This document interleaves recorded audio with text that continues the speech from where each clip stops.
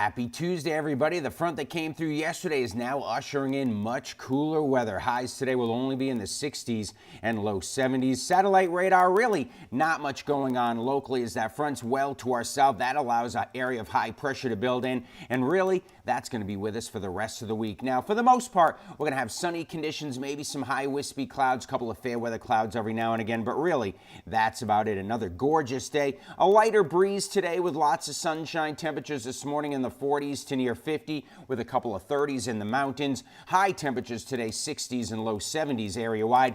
Future view, really not much to look at other than the clock changing there. We are going to see nice sunshine, and that sunshine's really going to stick around over the next several days. Highs today, as we mentioned, 60s and low 70s area wide. A light breeze, beautiful sunshine area wide.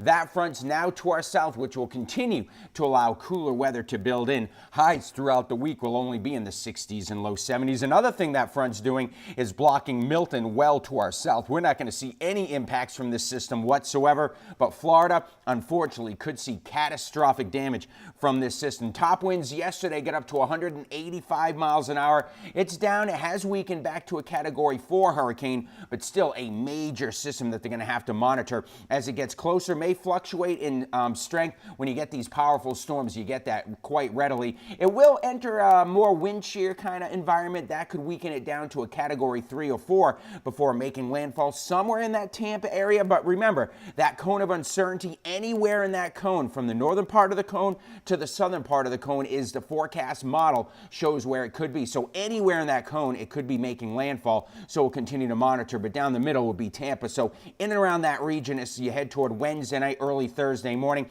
makes a path through Florida and then heads back out to sea and away from the United States. But for us, we don't have to deal with that, but we're going to have to deal with some chilly overnights as you head through the next several mornings. We're talking about patchy frost, so we are giving you the first alert, just letting you know you want to pay attention to the forecast because you might have some frost advisories issued. We had a frost advisory this morning for Pocahontas County, West Virginia. Wednesday and Thursday morning, again, most of us will be in the 40s, but there will be some 30s in those colder spots.